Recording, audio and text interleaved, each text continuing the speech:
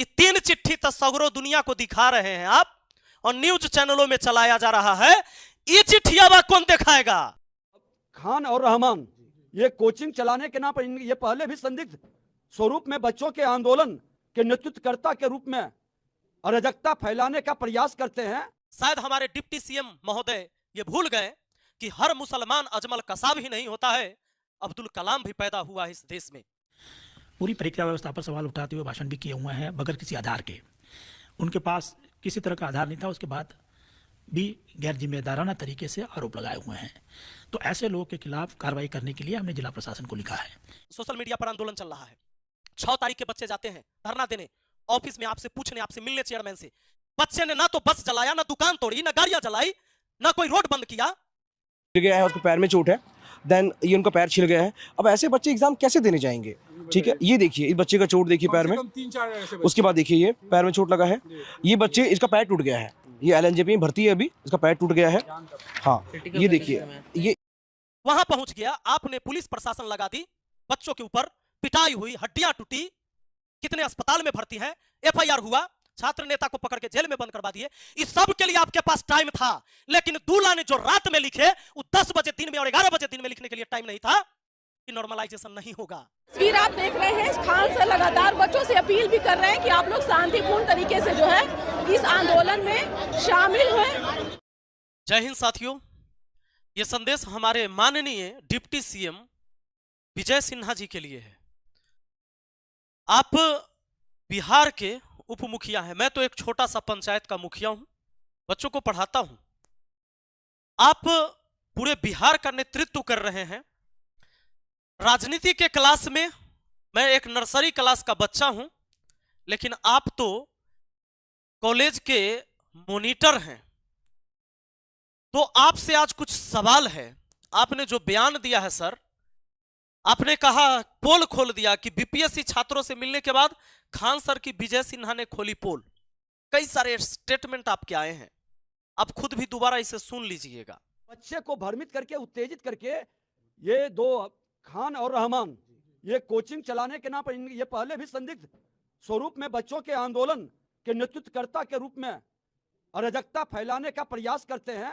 अब रही बात दोस्तों न्यूज चैनलों की, तो ये इनका खुद 180 में से 159वां रैंक आता है।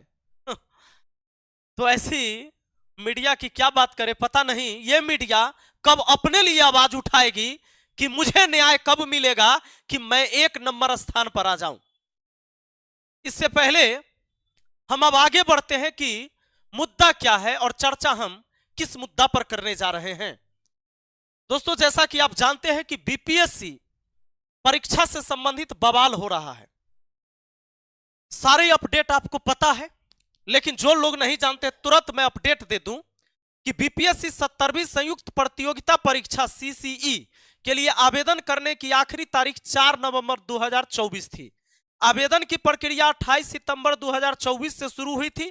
पहले आवेदन की आखिरी तारीख 18 अक्टूबर 2024 थी, जिसे बाद में बढ़ाकर 4 नवंबर 2024 कर दिया गया। यानी डेट को बढ़ा दिया गया था, 18 अक्टूबर से 4 नवंबर कर दिया गया था वेबसाइट जहां पर कर सकते थे। इस भर्ती के जरिए 1957 पद पर नियुक्तियां की जाएगी। इनमें से कुछ पद ये रहे।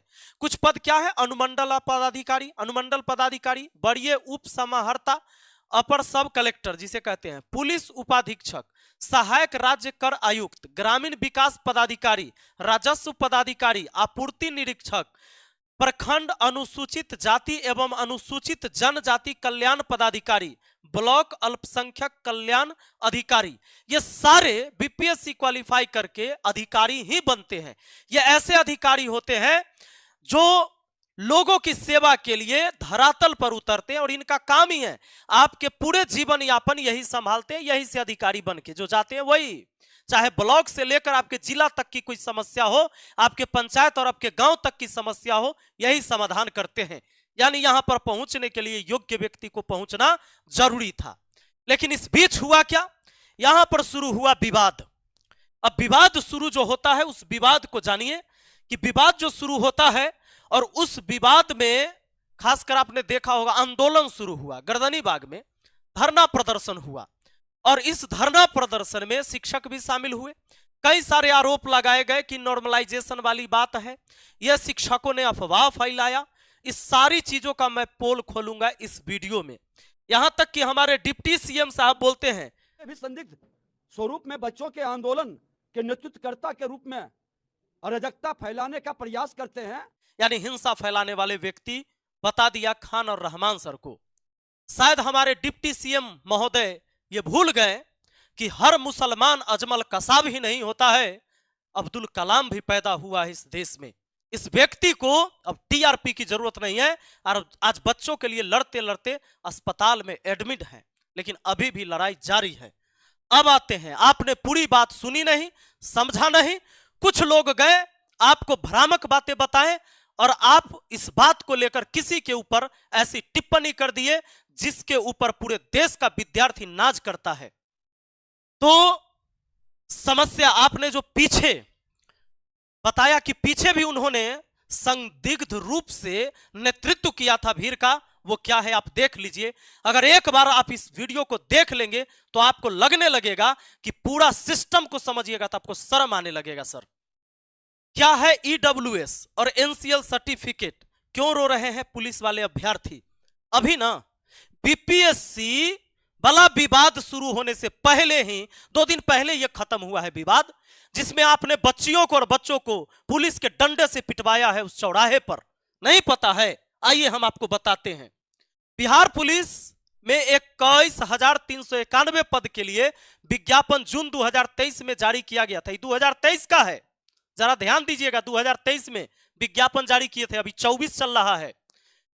इसमें कहा गया इस भर्ती अभियान के लिए लिखित परीक्षा अगस्त 2024 में आयोजित की गई थी। सोचिए, जून 2023 में आपकी बहाली आती है और 24 के अगस्त में, यानी कि 14 महीना बाद आप एग्जाम करवाते हैं। एक एग्जाम कराने में आपको इतना लेट लग गया, लेकिन बीपीएससी का 4 नवंबर तक फॉर्म भराता है और 6 नवंबर से आप एडमिट कार्ड। जरा गौर करिएगा कि जब 2023 की भर्ती 2024 में 14 महीना बाद आप एग्जाम करवाते, इतना ही नहीं, इसके बाद आपने जो किया, परीक्षा के बाद 14 नवंबर को 5 गुना अभ्यर्थी को पीईटी के लिए परिणाम जारी किया गया कि अब वो जाकर पीईटी देंगे, फिजिकल एग्जाम देंगे।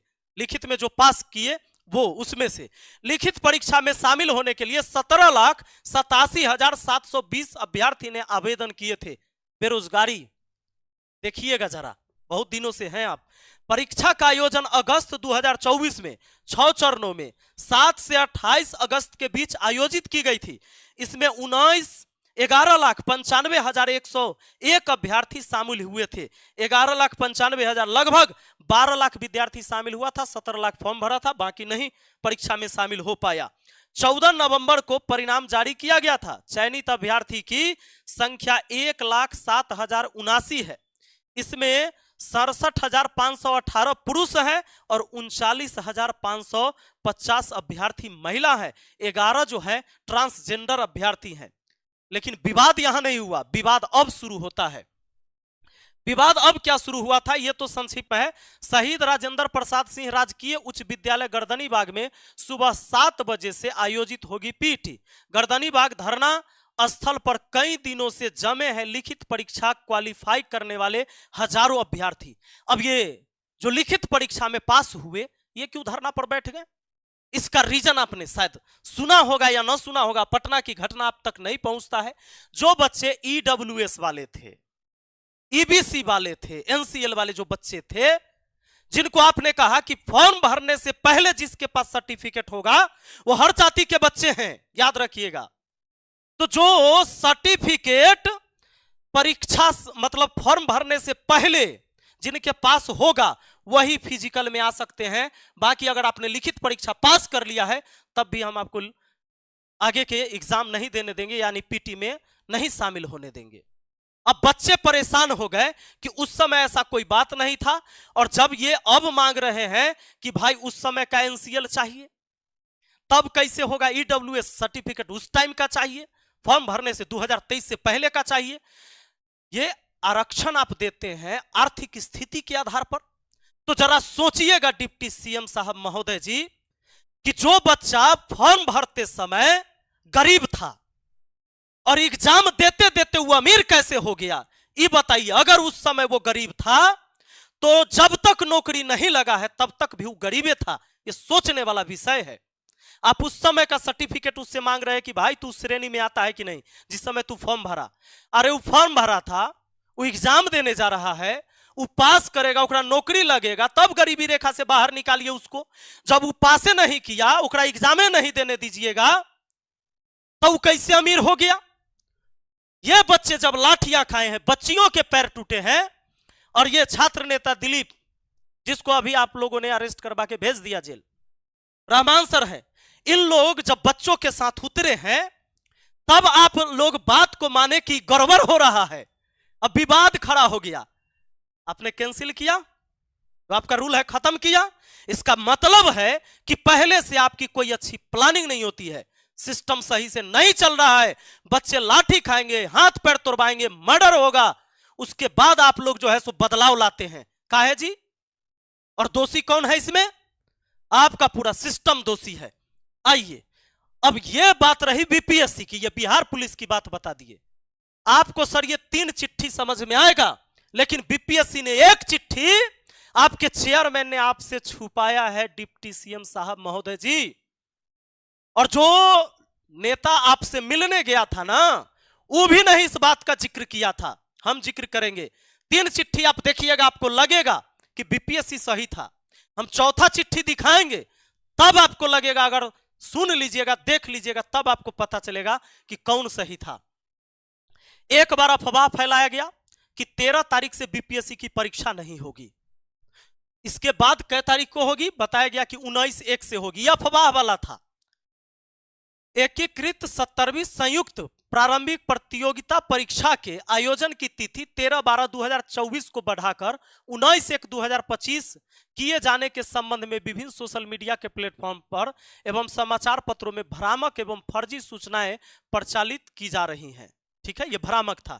आयोग इस प्रकार के सभी खबरों का पूर्णतः खंडन करता है एवं सूचित करता है कि उक्त परीक्षा का आयोजन पूर्व से निर्धारित तिथि 13/12/2024 में परिवर्तन नहीं किया गया। आयोग द्वारा कोई भी सूचना अपने वेबसाइट के माध्यम से प्रकाशित की जाती है। बहुत अच्छा बात। ये 16/11/2024 को आया, अफवाह फैलाई गई। बीपीएससी ने क्लियर किया कि भाई ये अफवाह है, हम 13 तारीख को एग्जाम लेंगे। बहुत अच्छा बात है। ये 16/11/2024 को बता दिया गया, अच्छा बात है। यहां बीपीएससी कोई गुनाह नहीं किया। दूसरा बात, एक और लेटर बीपीएससी का, ये 5/12/2024 को आता है। जैसा कि आपको पता है 4 तारीख तक फॉर्म भराता है।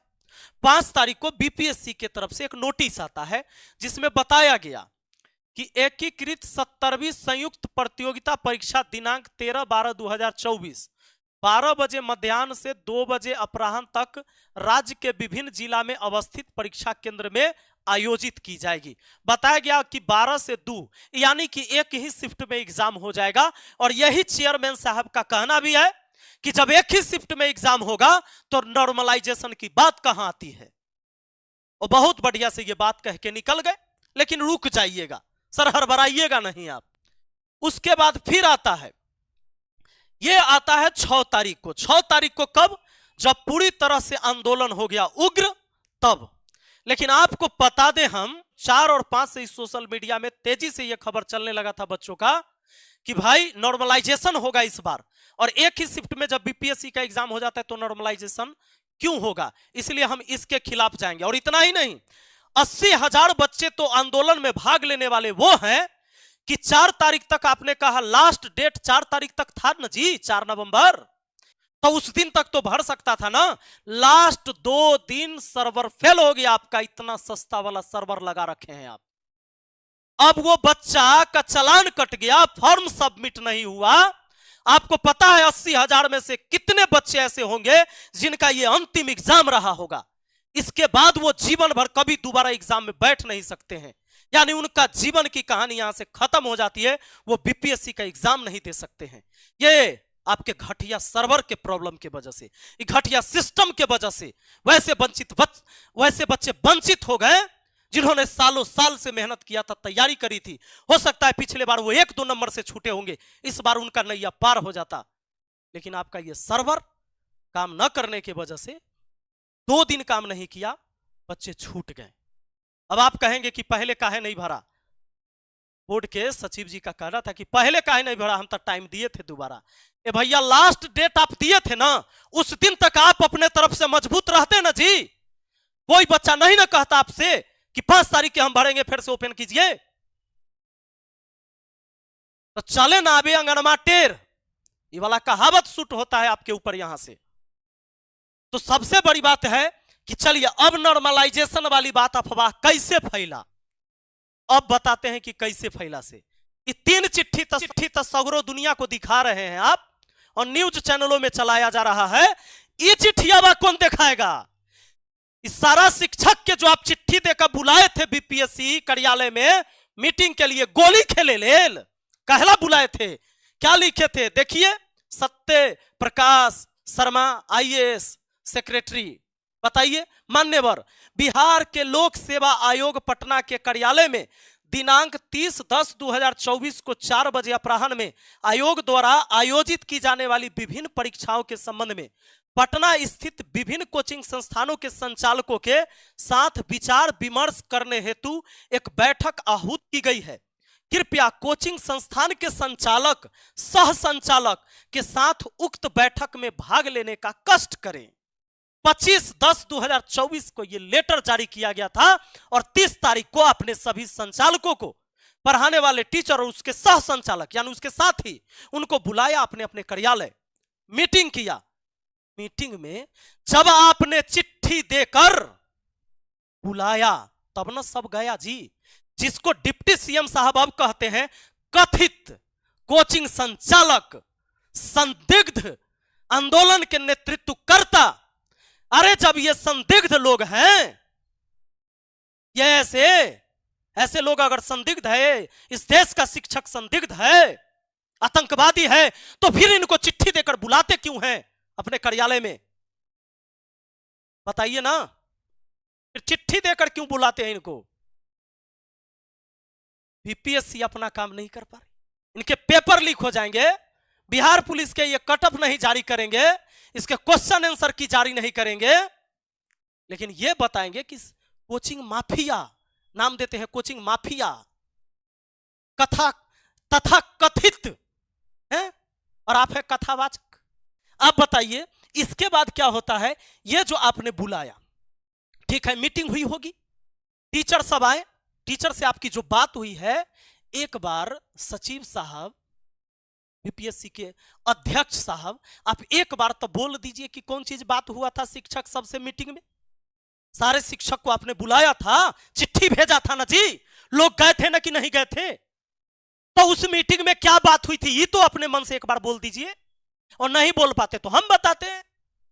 वहां पर टीचरों, सभी टीचरों का यही कहना है कि जो बात हुई उसमें आपने कहा पहले कि नॉर्मलाइजेशन तो हाई कोर्ट सुप्रीम कोर्ट सब सही मानता है, तो नॉर्मलाइजेशन करने में क्या दिक्कत है, इससे क्वेश्चन पेपर लीक होने में हम रोकेंगे, अलग अलग क्वेश्चन बनाएंगे। तो टीचरों ने आपको सुझाव दिया कि बीपीएससी में जीके के क्वेश्चन की भारी मात्रा होती है, मैथ तो नाम मात्र का होता है, तो इसमें जीके के क्वेश्चन में नॉर्मलाइजेशन सिस्टम सही नहीं होगा। क्योंकि मान लीजिए बच्चे, अगर आप लोग पढ़ते तो मैं पूछूं कि भारत की राजधानी कहां है, तो बड़ा आसान है आपके लिए, लेकिन मैं पूछूं सीरिया की राजधानी कहां है, तो हो सकता है आप में से बहुत बच्चे जवाब नहीं देंगे। तो बताइए, ये दोनों तो राजधानी, देश और राजधानी का सवाल है, लेकिन सवाल का लेवल अलग हो गया, क्योंकि अपने देश का सबको पता है, बाहर वाला नहीं। अब कहेगा कि क्वेश्चन मत एक के था, राजधानी ये पूछे थे। अब भारत की मुद्रा आपको पता है और हम पूछ दे कोई और देश की मुद्रा कि भाई लेबनान की मुद्रा क्या है, अब बहुत लोग इसको नहीं पता, तो क्वेश्चन का लेवल कैसे हुआ? देश पढ़े अब विदेश पढ़े, ये अलग अलग लेवल के क्वेश्चन हो गए। इसीलिए शिक्षकों ने कहा कि नॉर्मलाइजेशन न किया जाए, एक ही शिफ्ट में एग्जाम ले लिया जाए। तो इन लोगों ने कहा, वहां जो अधिकारी थे उन्होंने कहा कि ठीक है, इस पर फिर हम लोग विचार विमर्श करेंगे और 15 नवंबर को बापू सभागार में हम एक मीटिंग रखेंगे, जहां छात्र भी मौजूद होंगे, शिक्षक भी मौजूद होंगे और बीपीएससी के अध्यक्ष सचिव सब होंगे। लेकिन यह 15 नवंबर आया और चला गया, इन्होंने कोई सूचना नहीं दिया और न बच्चों के साथ मीटिंग करा, न शिक्षकों के साथ मीटिंग करा। अरे हम जब 5 आदमी कोई बात करते हैं और कोई बाहर जाके कोई दूसरा आरोप लगा दे, तो बाकी लोग आके उसको खारिज करेंगे ना जी। क्यों गलत आरोप लगा रहा है? अगर शिक्षक सब गलत आरोप लगाया तो आप आकर बोलते ना कि शिक्षक के साथ हमारी क्या मीटिंग हुई थी, और आप ही के कार्यालय में मीटिंग हुआ है, चिट्ठी देकर आपने बुलाया है, तो चिट्ठी देकर फिर बताते ना कि टीचरों के साथ मीटिंग हुआ, तो चिट्ठी में क्लियर करते ना कि किस किस मुद्दे पर बात हुई थी। कहां रह गए थे आप? क्या इस देश के टैक्स से पैसा से आपकी सैलरी नहीं दी जाती है? 2 लाइन लिखने वाले आपके ऑफिस में मौजूद नहीं है व्यक्ति, तो आपने भ्रामक बातें तो आपने सबके दिमाग में भरा, और फिर ना कुछ बूझे ना सूझे प्रोग्राम तो रख दिए थे 15 नवंबर को बापू सभागार का। अब टीचरों और बच्चों को तो यही समझ में, टीचर आए तो बाहर बच्चों को बताएं कि क्या मीटिंग में हुआ था, इस मुद्दे पर चर्चा हुआ, नॉर्मलाइजेशन की भी बात हो रही थी। 6 से एडमिट कार्ड डाउनलोड करवाना शुरू कर दिया। बच्चों को लगने लगा कि भाई ये तो नॉर्मलाइजेशन वाला खेल होगा, क्योंकि इस पर कोई क्लियर ही नहीं कर पा रहा है आयोग कोई चिट्ठी। आपने जो भी चिट्ठी निकाला आंदोलन से पहले आपने चिट्ठी निकाला, उसमें एक बार भी जिक्र किया कि नॉर्मलाइजेशन होगा कि नहीं होगा? नहीं किया। लेकिन बच्चों को तो यह पता था कि होगा, क्योंकि आपकी मीटिंग अधूरा रह गई, बात इधर के उधर रह गई, कई तरह की अफवाहें हुई। इस अफवाह को आप बताइए ना। 4 और 5 से सोशल मीडिया पर आंदोलन चल रहा है, 6 तारीख के बच्चे जाते हैं धरना देने, ऑफिस में आपसे पूछने, आपसे मिलने चेयरमैन से। बच्चे ने ना तो बस जलाया, ना दुकान तोड़ी, ना गाड़ियां जलाई, ना कोई रोड बंद किया। वहां पहुंच गया, आपने पुलिस प्रशासन लगा दी, बच्चों के ऊपर पिटाई हुई, हड्डियां टूटी, कितने अस्पताल में भर्ती हैं, एफआईआर हुआ, छात्र नेता को पकड़ के जेल में बंद करवा दिए। इस सब के लिए आपके पास टाइम था, लेकिन दूल्हा ने जो रात में लिखे वो 10 बजे दिन में और 11 बजे दिन में लिखने के लिए टाइम नहीं था कि नॉर्मलाइजेशन नहीं होगा। वाह रे वाह, सर अपने टाई कोट पहन लिए और गरीब के बच्चा फटा हुआ पैंट और कुर्ता पहन के रात दिन तैयारी कर रहा है, और रात के ठंड में वो रोड पर जाकर धरना दे रहा है रोजगार के लिए। देश में तनको न कुछ बुझा रहा है, ना खराब लग रहा है तनको। देश के किसान से लेकर एक एक व्यक्ति के पसीना के कमाई के टैक्स के पैसा से आपकी सैलरी जाती है सर, तो उनको पिटवाने में आपको मजा आया। लेकिन एगो नोटिस निकाले में 4 लाइन लिखे में, अरे इंक के पैसा जो टाइप में लगता ना जी, वो ये है देश के जनता के टैक्स के पैसा से आता है। नहीं टाइप करवा सकते थे आप? जो रात में करवाए नॉर्मलाइजेशन वाला लिखे ना जी, लिखे ना आप, या लिखे ना कि नॉर्मलाइजेशन अपनाने का उल्लेख नहीं किया गया है। ये जो रात में लिखे ये बतबा आप नहीं लिख सकते थे। दिन भर आंदोलन हुआ, और पटना में आंदोलन हो रहा है। पटना के नेताओं को नहीं पता चल रहा, अधिकारी को पता नहीं चल रहा है। जहां सारे नेता अधिकारी बैठते हैं, तो पटना से 300-400 किलोमीटर दूर किसी गांव में मर्डर हो जाए, बलात्कार हो जाए, कुछ भी हो जाएगा, लूटपाट हो जाएगा, कैसे सूचना पहुंचेगा यहां कि हमारे देश का स्थिति इतना खराब है कि एक समाचार पहुंचने में इतना वक्त लगेगा?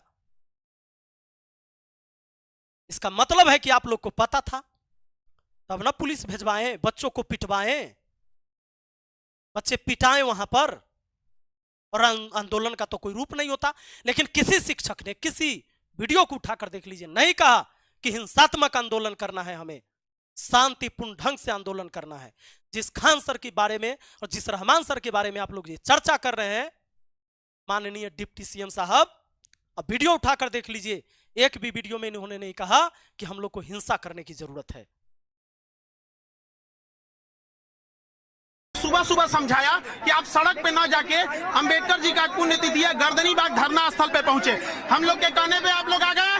अब हम लोग इनको वादा, इन्होंने हमारा मान रखा, हम इनका मान रखेंगे, नॉर्मलाइजेशन रद्द कराएंगे, और अगर बच्चों का टाइम खराब होगा तो बीपीएससी को डेट एक्सटेंड करना पड़ेगा, और जो सर्वर प्रॉब्लम की वजह से 80,000 बच्चे फॉर्म नहीं भर पाते उन्हें एक दिन का मौका दिया जाए। बात को रखे, हम धरना पर बैठे, हम अपनी मांग को रखें। क्या आप लोग नेता बनते और सरकार में जाते भूल जाते इस बातों को, और अपनी मांग रखनी होती है जब आप सरकार में नहीं होते तो बैठ जाते हैं? अरे आप किसी उम्र में चुनाव लड़ लीजिएगा, लेकिन जिस बच्चा का जीवन आज 2 दिन आपके सर्वर फेल होने की वजह से खत्म हो गया ना, वो दोबारा एग्जाम नहीं दे सकता है। ऐसी व्यवस्था है। है इसके लिए कोई विकल्प आपके पास? वो बच्चे इसलिए गए थे कि 2 दिन सर्वर फेल हुआ है सर, 1 दिन मौका दे दीजिए फॉर्म भरने का, 1 दिन आपने नहीं दिया। और जो बच्चे बाद में आपसे मिलने गए ना, उनको आपने कहा कि हम माननीय मुख्यमंत्री साहब से बात करते हैं। आप भी उप मुख्यमंत्री हैं, मुख्यमंत्री साहब से बात करके क्या किया? क्या 1 दिन बढ़वा दिया आप? नहीं ना, वो बच्चे छूट गए सर, अपराध लगेगा आपको, वो कल्पेंगे वो बच्चे। इसके बारे में चर्चा कर लीजिए। अब आप बताइएगा कि 4,80,000 तो अप्लाई किया फॉर्म, 90,000 बच्चा सबमिट नहीं कर सका। इसमें से हजारों ऐसे बच्चे जो अब दोबारा एग्जाम में नहीं बैठ पाएंगे। इसका गुनहगार कौन है? वो शिक्षक या आपका तंत्र? नॉर्मलाइजेशन वाला अफवाह कहां से फैला बताइएगा आप लोग। और खान सर खुद थाना पहुंच गए थे, खुद थाना पहुंच गए थे सच में। आइए अब हम आपको बताते हैं कि मजिस्ट्रेट साहब का सुन लीजिए क्या कहे हैं। रात करीब 8 बजे विशेष कार्यकारी मजिस्ट्रेट MS खान ने खान सर को छोड़ने की जानकारी दी थी।